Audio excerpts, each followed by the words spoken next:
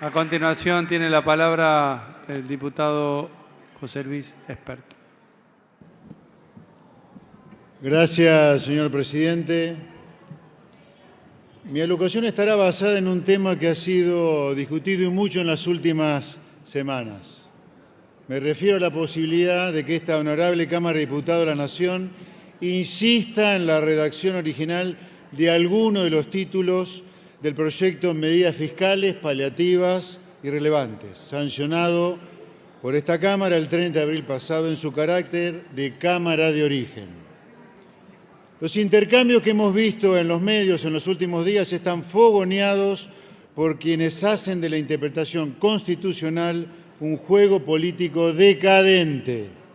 En realidad, sobre este tema no debería haber ningún debate, porque nuestra Constitución es clara al respecto y considero que, por encima de las ideas que cada uno puede tener, y más como legisladores nacionales, ante todo está la Constitución nacional. Dentro de la Constitución todo, fuera de la Constitución nada. Entiendo que como diputados nacionales debemos ser los primeros en respetar la Constitución. Si la insistencia fuera inconstitucional, yo sería el primero en decir que no podemos insistir.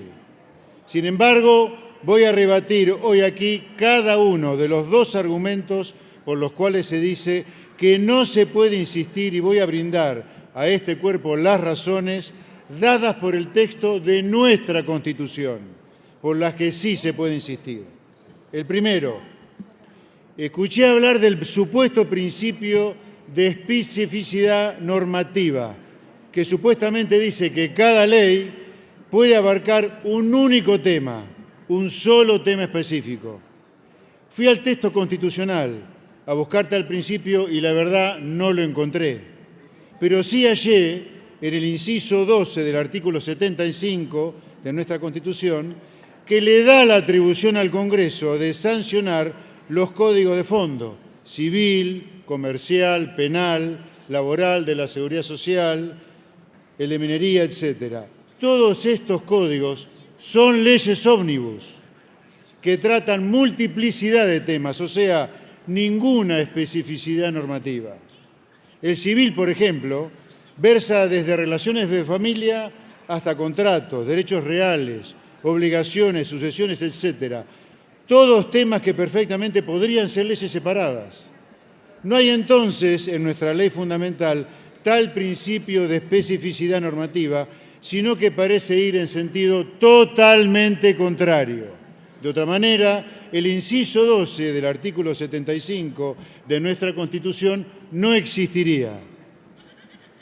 Esta alusión a la especificidad normativa no surge de la ley entonces, sino de posturas doctrinarias que además están lejos de ser indiscutidas. Valga señalar, por ejemplo, una reciente nota del constitucionalista Ricardo Rómez Calvo, en la cual se rebaten todas estas posiciones que buscan sembrar confusión sobre un tema que es claro. No existe tal principio de especificidad normativa en nuestra Constitución. Un segundo principio que se argumenta en contra de la posibilidad de que esta Cámara insista es el de doble conforme que viene de la mano de una supuesta igualdad entre las cámaras de origen y revisora. O sea, que tanto la Cámara de Origen como la revisora tienen el mismo peso y las dos tienen que estar de acuerdo en cada texto legislativo. Nuevamente, fui al texto constitucional y me encontré con el artículo 81, donde tal principio no está receptado, sino todo lo contrario. En el recorrido de un proyecto de ley, la Cámara de Origen posee un plus de poder frente a la Cámara Revisora, que es el de insistir en su texto original, siempre y cuando se respeten las mayorías que establece la Constitución, por supuesto.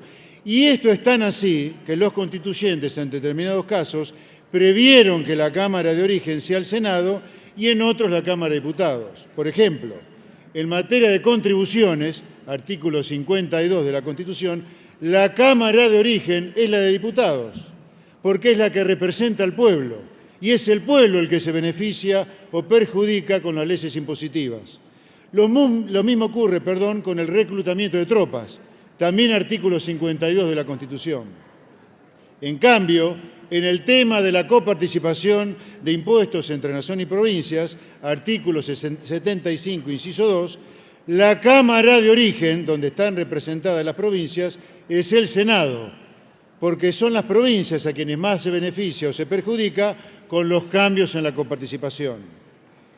El doble conforme entonces puede sonar bien, pero no es el sistema adoptado por nuestra ley fundamental para los casos de discrepancias entre las cámaras, sobre artículos, capítulos o títulos en particular. Sin ir más lejos me pregunto, ¿dónde se verifica este doble conforme cuando la Cámara de origen insiste en la redacción original de un artículo luego de que la revisora lo hubiera modificado sustancialmente? Es claro, no existe. Nuestra Constitución propicia una serie de reglas dinámicas que le permiten a la Cámara de origen insistir en su redacción en tanto y en cuanto, repito, se cumpla con las mayorías que establece su texto. Estos son los dos falaces argumentos para decir que la Cámara de origen no puede insistir aún con los títulos desechados por la Cámara revisora, como si se tratara de un rechazo total de un proyecto de ley. De esta manera, aplicar así la primera parte del artículo 81 de la Constitución y cercenarla a esta Cámara revisora su atribución de insistir en la redacción original. Pero más allá de esto, la pregunta de fondo es, ¿puede una Cámara revisora desechar parcialmente de manera tal que la Cámara de origen no pueda insistir en lo que redactó originalmente? Leí el capítulo 5, artículos 77-84 de la segunda parte de la Constitución, donde expone los tres actores que intervienen en la formación y sanción de las leyes: la Cámara de origen, la Cámara revisora y el Poder Ejecutivo. Y la Constitución deja muy claro que solo la facultad expresa de desechar parcialmente un proyecto es del Poder Ejecutivo, artículos 80 y 83. Ninguna Cámara posee esta facultad. No contento, busqué opiniones sobre esto, de que un organismo constitucional puede hacer algo que el texto constitucional no la habilita, lo que sugieren los hechos algunos constitucionalistas y legisladores.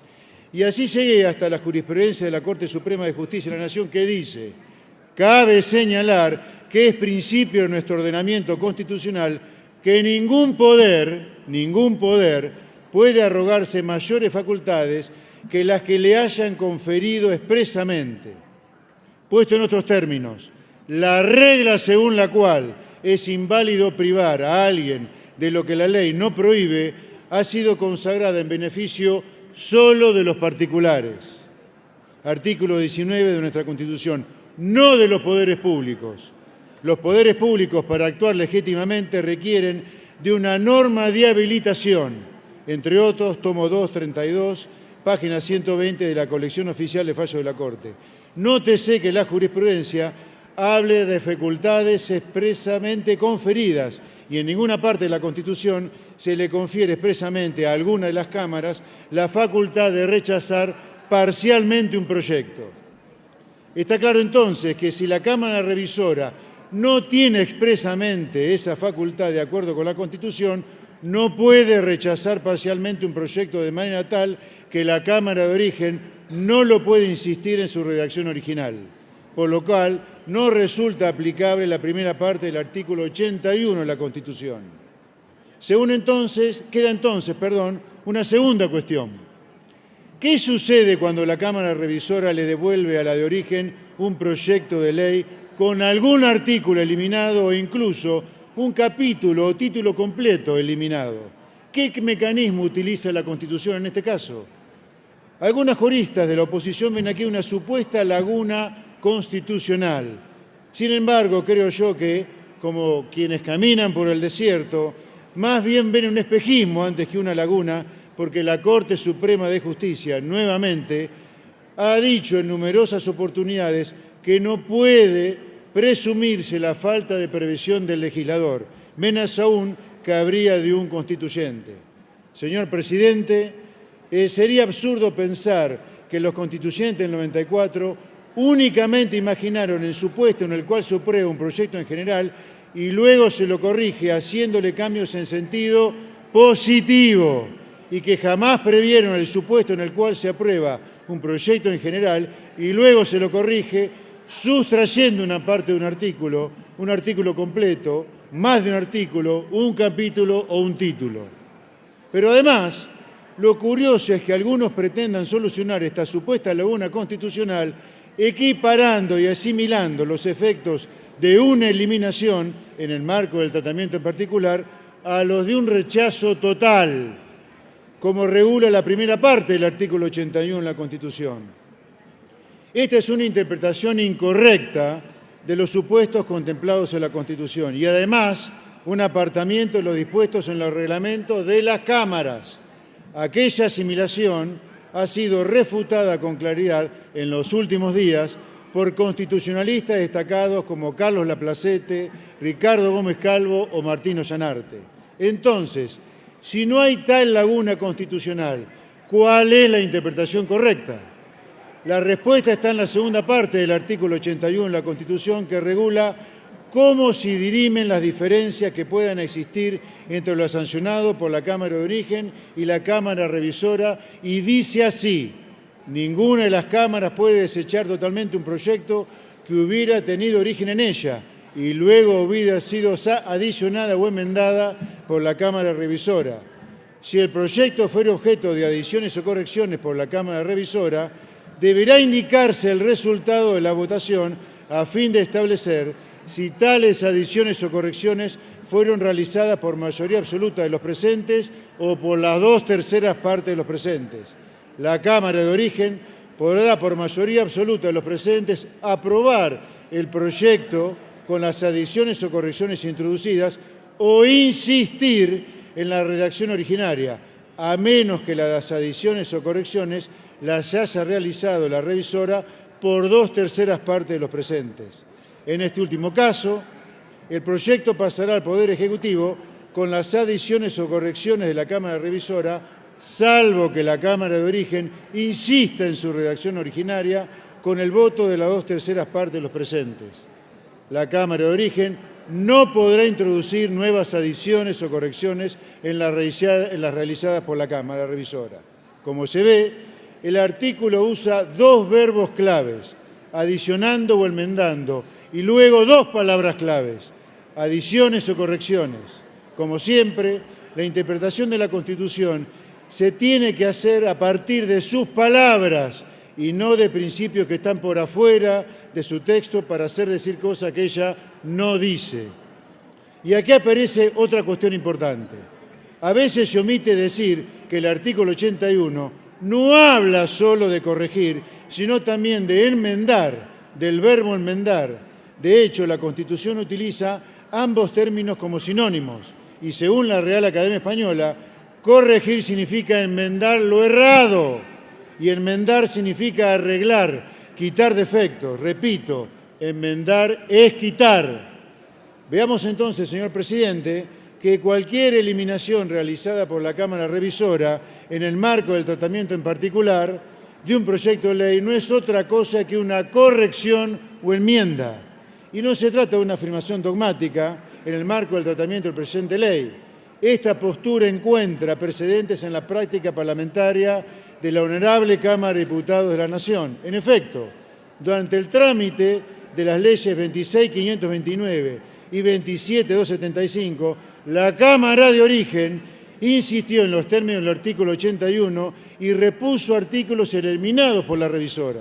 Por otro lado, esta manera de interpretar el artículo 81 de la Constitución también ha sido avalada por la jurisprudencia de la Corte Suprema de la Nación. En el fallo Barrick, por ejemplo. Por si fuera poco, señor presidente, en los últimos días esta postura ha sido refutada por varios, insisto, de los juristas más importantes de nuestro país. Es obvio que toda corrección siempre implica una eliminación. En resumen, ha existido una manifestación afirmativa expresa por parte de la Cámara Revisora desde el momento en el que aprobó en general el proyecto que nos ocupa. Señor presidente, más allá de las apariencias, permítame decir que aquí no hay un debate constitucional genuino. Lamentablemente lo que hay es algo a lo que ya nos hemos acostumbrado, una dinámica por la cual se utiliza una interpretación constitucional para encubrir intereses políticos. Un juego de tironeo, confusión y estiramiento conceptual donde algunos actores eligen primero el resultado al que quieren llegar y luego modifican su manera de interpretar la Constitución para justificar el fin. Por expuesto, quiero decirle a los diputados que todas las familias argentinas esperan que insistamos en el proyecto original, que no es inconstitucional, sino por el contrario, respetuoso de la letra de nuestra Carta Magna y de las leyes. Y como dije antes, vienen a marcar un punto de inflexión y un nuevo horizonte para nuestro querido país. Es imperioso que nuestras familias sepan que hay que hacer lo que vamos a hacer y que tenemos que hacerlo para crear las condiciones de una nueva Argentina próspera, para salir del pozo de Villa Miseria en los que nos hundió el kirchnerismo, para avanzar de una vez y para siempre con la Argentina que todos deseamos. En ese sentido, nuestra postura será insistir con los dos títulos de la Ley de Medidas Fiscales Paliativas y Relevantes de Ganancias y Bienes Personales. Gracias, señor presidente.